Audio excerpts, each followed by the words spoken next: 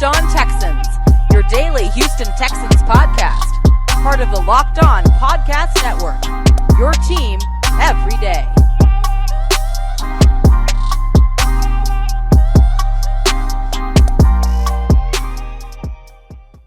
Welcome in, everybody, to a Friday edition of the Locked On Texans podcast. I am your host, John Some Sports Guy Hickman. My co-host, Cody Davis, joins the show today. We've got a fun discussion with Brandon K. Scott. Today's episode is brought to you by McDonald's, proudly serving communities since 1965. McDonald's has always been more than just a place to get tasty and affordable food. It's an unofficial community center. A big thank you to our friends at McDonald's for always being there. Welcome to the show, Cody Davis, my super co-host, breaking news co-host. Whatever title you want to give him, you give it to him. What we got on today's show? Well, as you just alluded to, we have our guy, our brother, Mr. Brandon K. Scott from Sports Radio 610. And this episode is going to be a little bit different because normally when we bring Brandon in, of course, we always talk about the upcoming game. But when the Houston Texans are walking into the Arizona Cardinals home stadium, one team is 1-5 and the other team, their opponent, is 6-0. It's really not much that you can actually say about that game. But because you're going up against DeAndre Hopkins, because you are going up against J.J. Watt, you just released Whitney Mercilus, who, regardless how you felt about him over the last 2 years, this guy is another Texan great. You got who should have been the greatest Texan of all time in Deshaun Watson. He's probably finally out the door off of 6'10" and Kirby. Would it be this week? Would it be next week? Would it be before the NFL trade deadline, which is set to begin on November 2nd? There's a lot of turmoil that has been around this organization over the last, 24 months. So with Brandon, we had a very interesting conversation about basically how did the Houston Texans get here? And he said a lot of interesting things. He said a lot of great stuff. And we don't want to hold you guys in the intro too long because we don't want our show to be extremely long. But John, listeners, I think this Sunday's game, like I've mentioned earlier this week, is just going to be a reminder, a painful reminder of what the Texans had, what they could have. Because when I take a look at the Arizona Cardinals, I look at a team that should be the Houston Texans and what they could possibly have in the future moving forward. Absolutely. So it's going to be a fun, and like you said, Cody, a deeper conversation with Brandon K. Scott. I can't wait to go ahead and just give you guys the discussion that we have. So let's dive into that next on the Locked On Texans podcast. But before we transition over to the conversation with Brandon K. Scott, we are back and better than ever. And, of course, I'm mentioning BetOnline, a new web interface for the start of the basketball season and more props, odds, and lines than ever before. BetOnline remains your number one spot for all of basketball and football action this season. Head to our new updated desktop or mobile website to sign up today and receive your 50% welcome bonus on your first deposit. Just use the promo code Locked On to receive your bonus. BetOnline is the fastest and easiest way to bet on all of your favorite sports. BetOnline, where the game starts. Welcome back in, ladies and gentlemen, to this Friday installment of Locked On Texans. And you know what it is. We got our guy, Mr. Brandon K. Scott from Sports Radio 610. Brandon, what's going on, my man? And really quick, are the Houston Astros are going to close out the series tonight? I'm only asking because you are also covering the Astros on the beat as well, man. I know you're going to be down there later on tonight. Yeah, I'm going to be there, and I'm calling it right now. It will be Astros in 6. I don't think it would, like with a team like this and teams that are so similar in terms of like being able to go off for offensive explosions the way both have so far in this series. You don't want to mess around. If they can do the kill shot, get a kill shot right now on Friday night, like I think that this is the time. So, yeah, I'm calling it, man, Astros in 6. Going to the 3rd World Series in 5 years. That's crazy, man. I mean, this is like, I think people need to appreciate and understand that this is one of the best baseball teams to ever play. This is one of the more impressive runs that we've ever seen. That infield of Yuli Gurriel, Jose Altuve, Carlos Correa, and Alex Bregman has played more postseason games together than any combination in the history of the game. Carlos Correa is already one of the all-time MLB postseason performers. So you're watching history right now, right here in the city. So so give it up for the Astros, man. Absolutely. And you know what? I will say this before we start talking about the Texans. You mentioned Coach Correa and them boys. Nobody has a perfect time and home run from what I've like the baseball that I've watched, which is not that much, like Altuve. Altuve has the most timely, oh, you thought we was out of it? Home run in playoff history that I've ever seen. It always happens with him. And them boys over there, they got a point to prove. And I can't wait for a Houston Atlanta World Series because, you know, it's going to be fun out there in them streets. I'll tell you that. But, Brandon, I want to talk to you real quick a little bit about what we saw and heard from Lovie Smith. I talked about the big plays that they've given up, and I'll note that the miscommunication between Desmond King and Lonnie Johnson on that Mo Alley Cox touchdown at post corner. You know, what do we have to see moving forward in your eyes that can help this defense out? Because what I'm seeing is maybe this zone is a little bit outdated. Quarterbacks are coming into the league a lot more, prepared than we've seen maybe during his reign of coaching. And so the zone really doesn't affect them that much. And on top of that, Houston is the most, how can I put this? They don't change what they do after the snap. The pre-snap defense is what you're going to get post-snap defense. And so is it a defense problem or is it a maybe personnel player problem that they're having on the field? Yeah, John, I think it's a dilemma, man, because I think it's a little bit of both. Like I would just say to start off, hard stop, it is an outdated defense. Like to the first point that you made, I think is a good one. And I think it's the primary one when you're looking at why this defense is, or at least in coverage, at least, right, is not effective or ideal. That being said, we also know that cover two is, to your point, is one of the more simple concepts and easiest defenses to play. It's not very hard to follow the concept. John, you and I have talked about this, to follow the simple concept of don't get beat deep. Like it's the whole idea and concept of the offense, at least, or the defense, I'm sorry, at least on that end for the secondary and for the safeties. So on the one hand, I think you could say for sure that it's an outdated defense, probably has been for the last, let's say, at least 6 or 7 years, probably a little bit longer than that. And on top of that, you apparently got players who either don't have the talent or the focus or the discipline, whatever it is exactly, maybe a combination of both.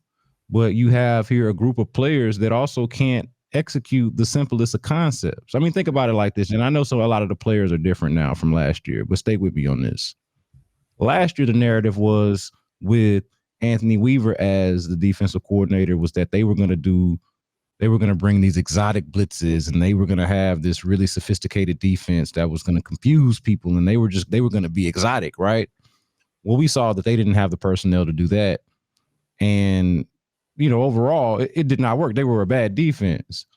And now you switch over to somewhat of the opposite of, hey, let's dumb it down. Let's read our keys. Let's play on our instincts. Let's abide by the simplest of concepts in football, which is, in the cover two context, like we said earlier, don't get beat deep. And they can't do that either.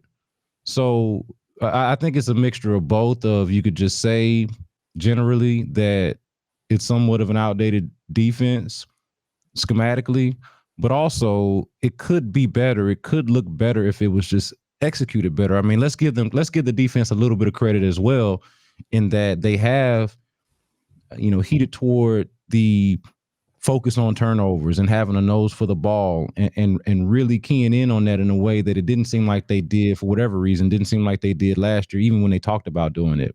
Like, it's not just talk this year. They've actually been about that life. And I think it has helped, some of the players up front to think less and to be able to just rip and go, just kind of get after it and go.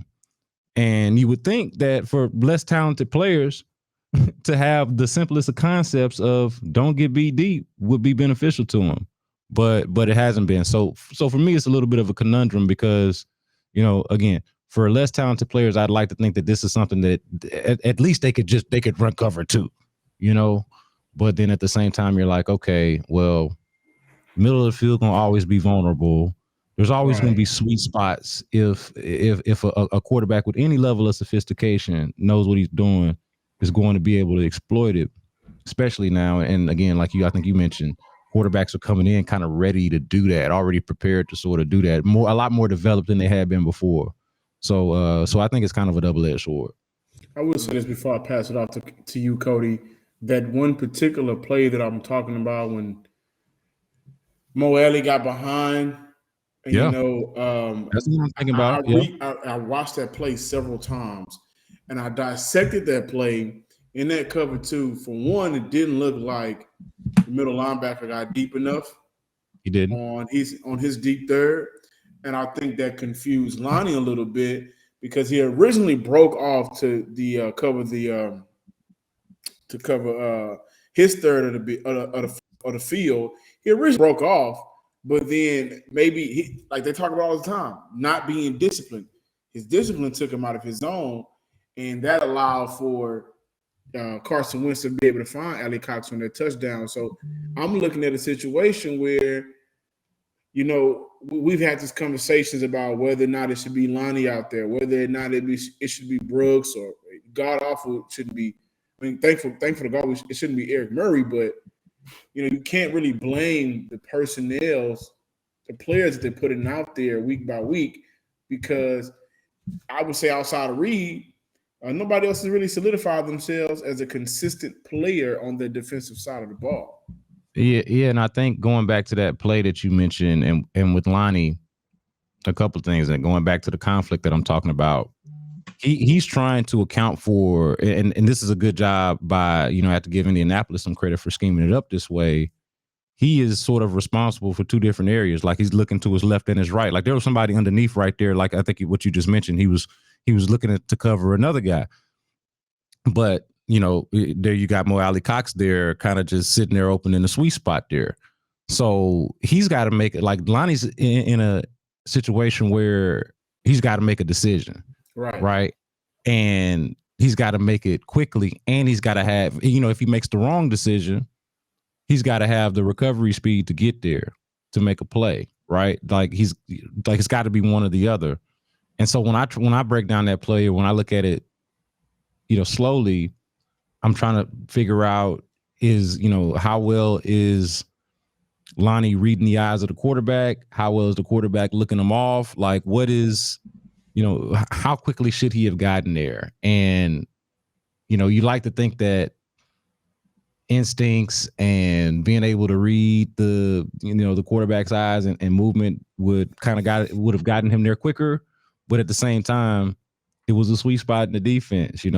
Desmond King is just letting them go, right? Desmond King just basically releases him because he assumes that he's got some kind of help, right?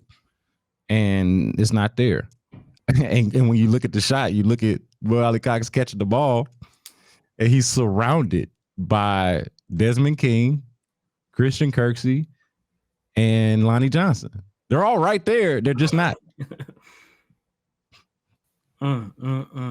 Brandon, sticking with the defensive side of the ball before we move on and start talking about Sunday's game, what are your thoughts and what are some of the takeaways that you have about the biggest news surrounding this organization this week about the release of Whitney Mercilus, especially considering that this is an organization that is starting to depart from all the veterans that they brought in, especially the disappointing veterans that they brought in, and now they're officially starting to go on a youth movement? Yeah, I just find the Whitney Mercilus release now a little bit strange because, they could have, I don't know what they learned about Whitney Mercilus over the last, 6 weeks, 8 weeks, however long they've been coaching him. And since he's been out there, to his credit, I'll say he has not been exactly the disaster that he was last year. Mm-hmm. So, but it still is a downgrade, or he's not as good as he was, let's call it even 2 years ago in 2019, when at the end of that season is I think when we first started to see the decline. He started that season off really well, which was after his contract extension, by the way. I always wanted to point that out. Well, and that's what's interesting about the contract extension was that that season he started off on a tear. Yeah, 7.5 sacks. Yeah, and like 5.5, one of the two. Well, and then like it was really like the first 3 or 4 weeks or so. Like one of those weeks he was AFC Defensive Player of the Week. Mm-hmm. I can't remember the exact numbers, but those first couple of weeks, I even remember that we had him up here at the station once around that time, and he was playing really well those first few weeks, and then sort of more of the Whitney Mercilus that I think we've seen this season. Not so much last season. Last season was a dude that looked like he didn't even really belong on the field at all. I don't think he's looked like that. And so in that regard, I think that he could possibly help the Packers who he signed with. But I mean, it makes sense, right? We've talked about how there isn't a player on this team who is untradeable, not releasable. Like the entire roster is in that vein, and Whitney Mercilus certainly would be included in that. I think unfortunately, for a player who was, I think, as productive as Whitney Mercilus was for a time, and as good of a dude as Whitney is, on and off the field in the community and all that, it is a shame that he will be remembered for having one not the worst, but one of the worst contracts in the franchise's history, one of the more mind-boggling contracts in the franchise's history. The thing I will reflect on when you talk about his contract is that we watched DJ Reader leave in free agency because they didn't want to pay him. They paid Whitney Mercilus, and then subsequently went out there and had one of the worst run defenses that you'll ever find. And to add to that, and this is just my theory here, y'all forgive me for going down this little rabbit hole, but it felt like they were, this is the energy it gave, okay?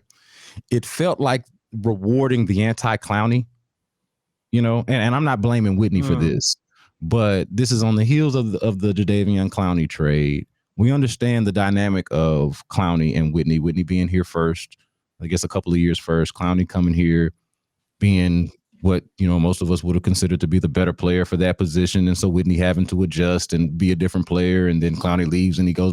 We all know how that dynamic works, but I don't think it was as simple as Bill O'Brien made a decision to keep Whitney Mercilus and trade Jadeveon, like he picked Mercilus over Clowney. That's not exactly what I'm saying, but you see how this happens later on. You trade Clowney before the season, and then after the season or at the end, you reward the guy who is sort of the antithesis of what they didn't like about Clowney or what Clowney represented, right? The guy who, you guys understand what I'm saying, right? More of the come to work on time. Yeah, the prototypical culture guy, right? Yeah. Which, and I'm not blaming Whitney for that. I think that's in some ways a credit to him that, that he was a professional in that way and that people view him that way. But I think it's unfortunate a little bit that it seemed that way, that on the heels of trading away your former number 1 overall pick, who admittedly I would say did not live up to the expectations of a number 1 overall pick, but you trade him away and then you overpay, and I think paid half the salary as well. And then, when it goes to Seattle, and then you overpay for a guy who you've probably gotten the best out of already. So I hate that is how I will reflect on all of that. But we know where the Texans are, man. What's interesting now as the games go on, as they keep losing, is that you're getting a little bit more honesty and transparency about what it is that we're actually seeing. And so that is what I think is kind of the cool part about it. If you can say anything cool about, losing perpetually. Absolutely. I can't wait to dive into what you believe is going to happen this Sunday. Houston got a 3:30 game. Maybe if that'll help them, I'll shake it up a little bit. 3:25 compared to that. No, y'all not buying that? Okay. Hell no. You ain't buying it. Nobody's buying it. Okay. When we come back, we got more from Brandon K. Scott. Talk about his predictions on Sunday from the Houston Texans and Cardinals game. And once again, this episode is brought to you by McDonald's, proudly serving community since 1965.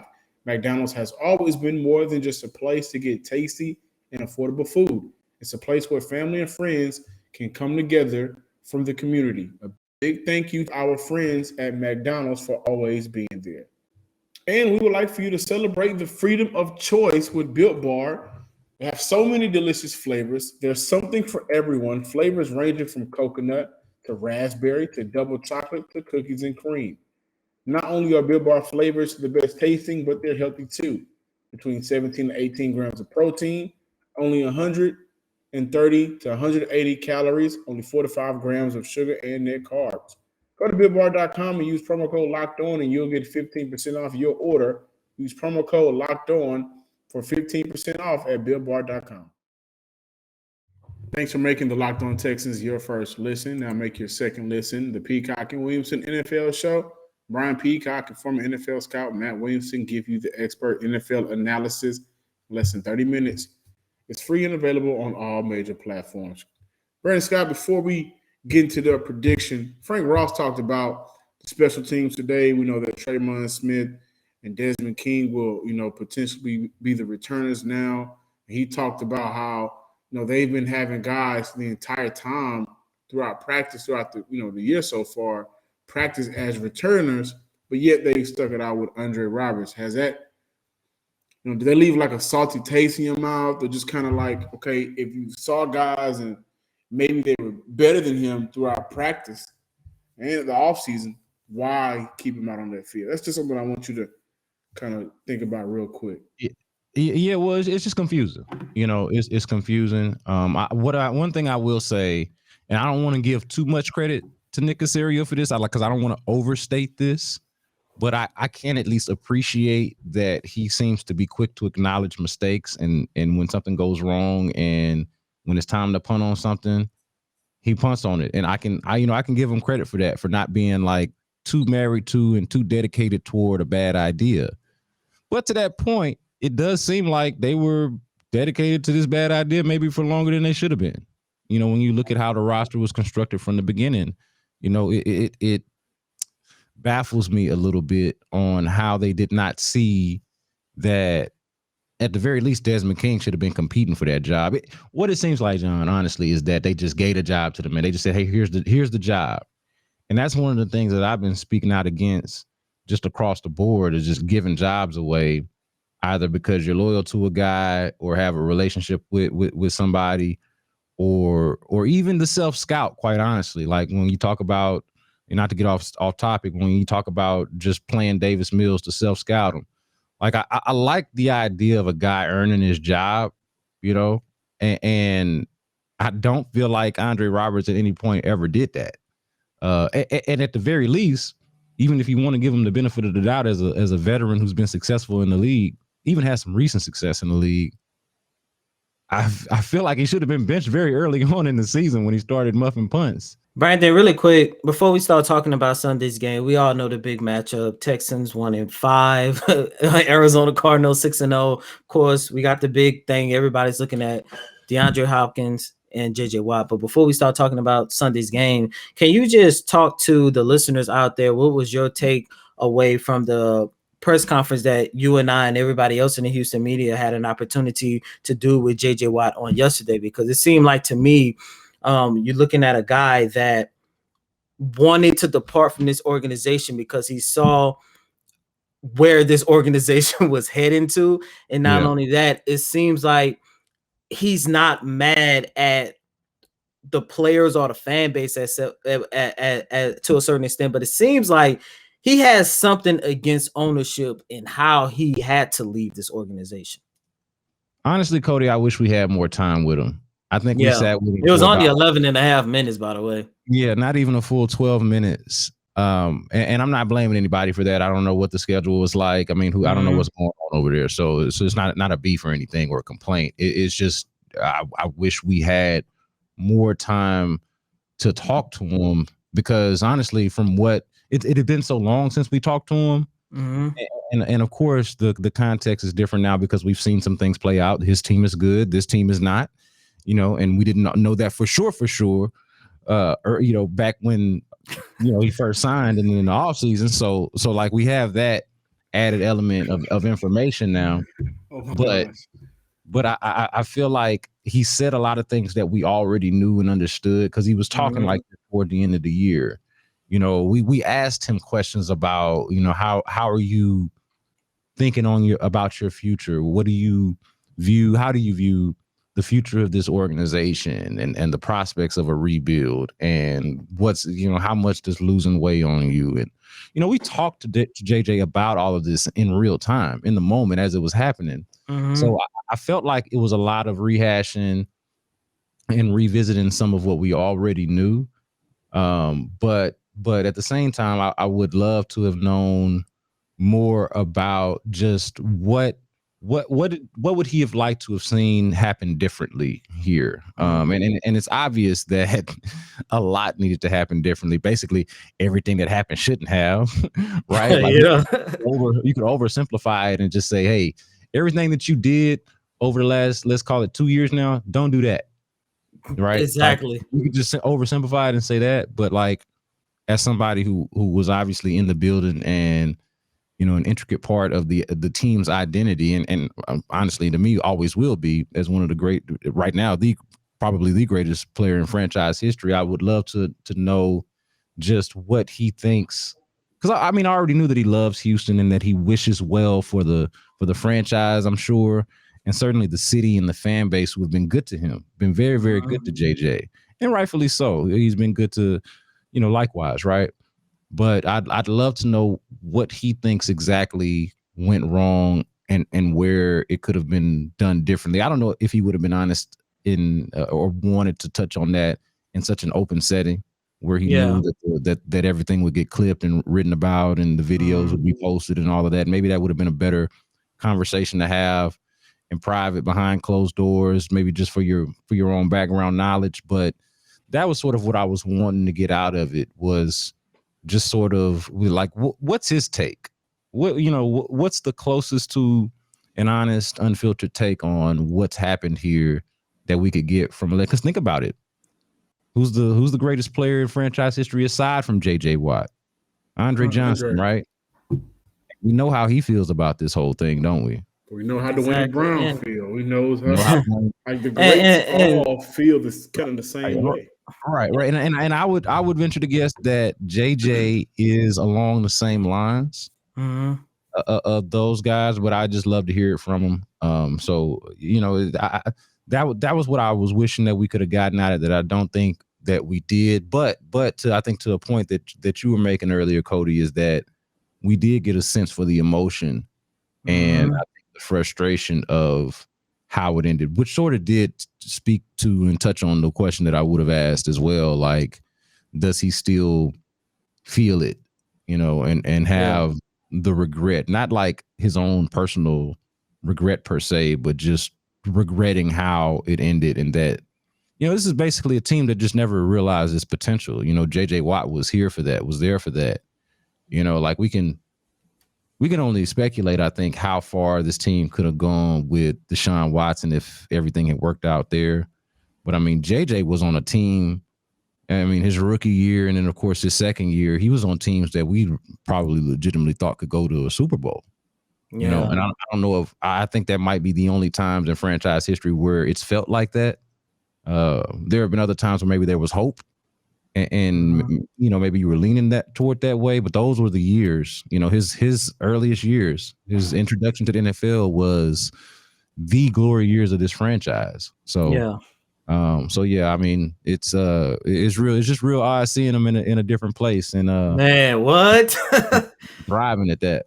Hey, Brandon, before we do our predictions, I honestly don't want to preview much of this game because we already know what's going to happen at this point. I'm glad to hear. Let me tell y'all this. Look, I'm glad to hear that. Man, but analysis, it is going to be very, very simple because I think this comes down to a simple one. But go ahead, man. Exactly. But what I was going to say, you kind of touched on it already.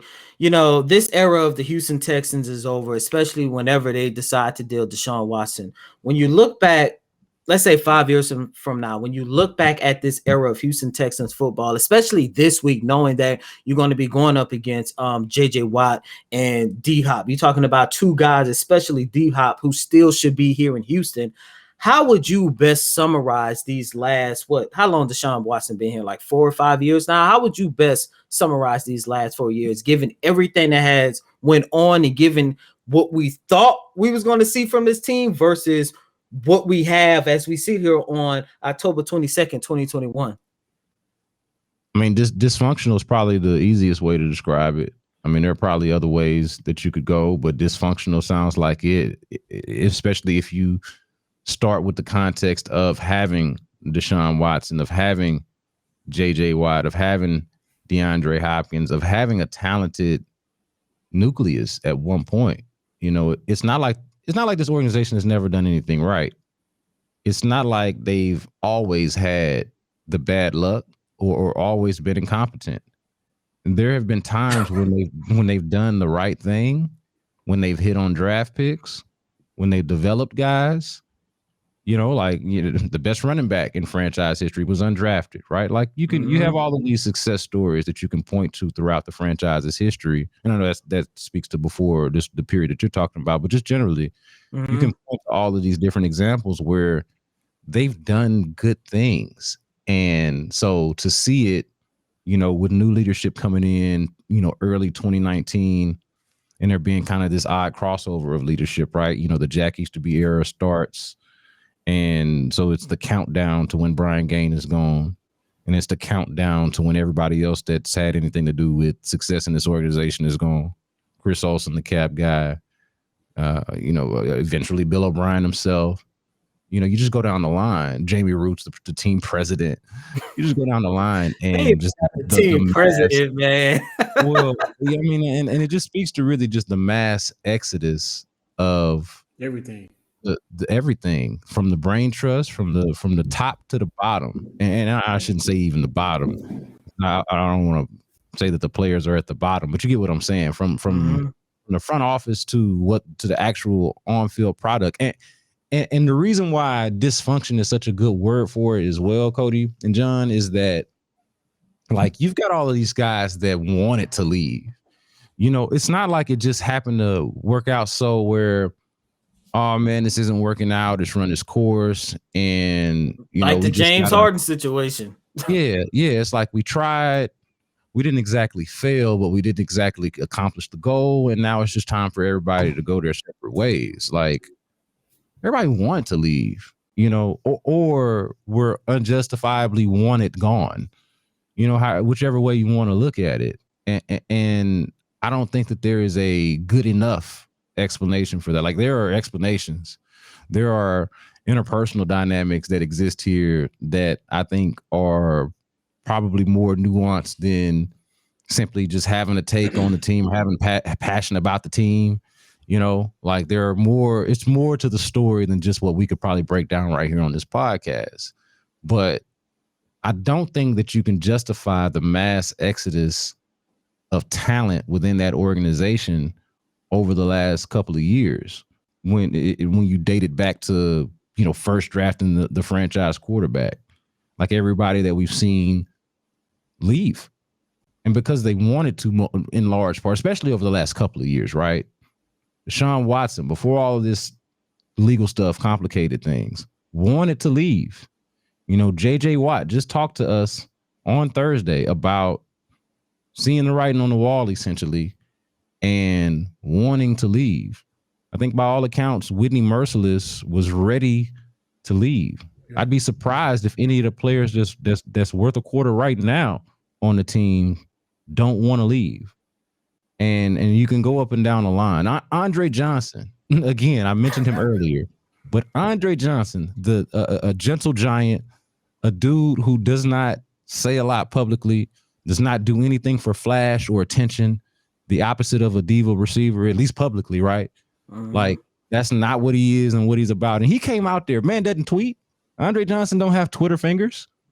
And he came out and said what he had to say about his distaste for the organization. And this is somebody who's not just a legend with he was in the building. He's in the building as recently as 2019. I saw him. I was there. You know, so this guy is in the locker room. And for it to end up like this, man, I think dysfunction is just the best way to characterize it. Game predictions from Sunday. What you got?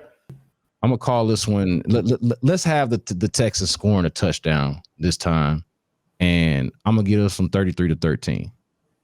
Cardinals, that is.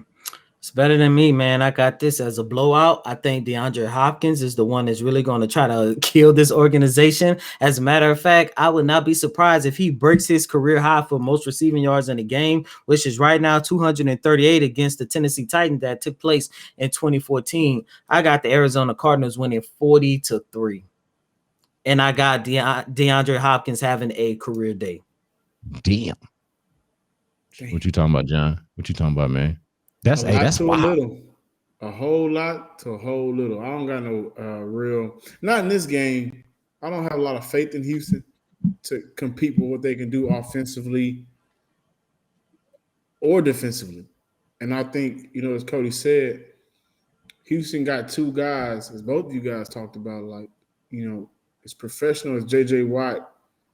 I thought he was controlling his emotions in that press conference. This dude gave a decade of his life to this team and franchise, and basically, I think a player of his caliber, he didn't get anything in return. You got the defensive MVPs, but the way that last year played out for him, the Anthony Weaver blow-ups, Bill O'Brien blow-ups, he ain't get nothing. And I think he would rather still be in Houston if things were going the way that they should have been going. So he's pissed off. And DeAndre Hopkins don't need a reason to crap on the Texans. He don't.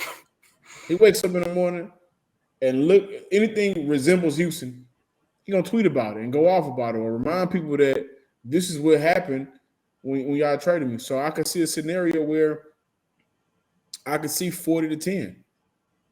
I can see 40-10. I'm not sure if DeAndre Hopkins has a breakout day, but I think that J.J. Watt will have a multiple sack type of day. Let me ask y'all something real quick as it pertains to DeAndre Hopkins. What does a DeAndre Hopkins, the D-Hop that we know, look like against this version of a cover two defense?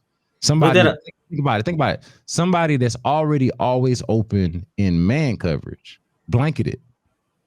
What is that going to look like in against a cover two that by the way, as we've talked about already, doesn't know how to play cover two?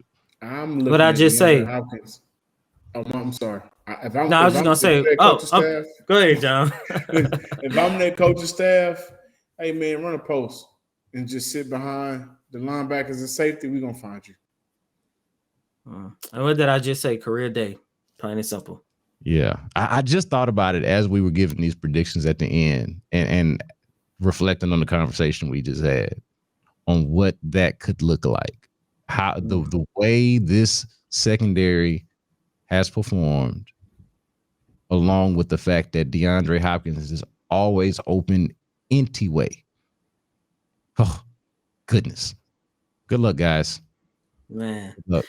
And with that being said, that concludes another installment of Locked On Texans. This one actually got to me a little bit emotionally, just thinking about all the guys that they have, just thinking about, what could have been with this organization versus what we have now. So, but that is what we have with this organization, man. And as always, we are your hosts, Cody Davis, Johnson, Sports Guy Hickman. It's Friday. We got our boy, Mr. Brandon K. Scott. Brandon, really quick, where can our listeners follow you at on social media, man? Yeah, man, I'm with you, man. Times like these really hit you in the chest, man. But y'all can find me at Brandon K. Scott on Twitter. Y'all can also subscribe to the B Block podcast, wherever you get your podcasts, always hitting up or breaking down the various Houston sports topics and angles. And yeah, man, just get with me on social media. Of course, that's Sports Radio 610. Always doing something over there with Texans coverage and Astros coverage and Rockets coverage, and just trying to keep a finger on the pulse, man. You know what Cody sound like? The good times that made us laugh. Hey man, that's what's going through my head, man. It's sad, man. And you laughing, but you gonna feel it too on Sunday, man. Because like I mentioned in the crossover show, I don't play for the Houston Texans. I play for the I understand you cover it, but at the end of the day, it's like I said. Normally, when a franchise is going up against an opposing player that used to be the face, it's only one. They have two. And every single time the Arizona Cardinals take the field, offensive defense is going to be a reminder of what Houston had and it's going to be a reminder of what they still should have.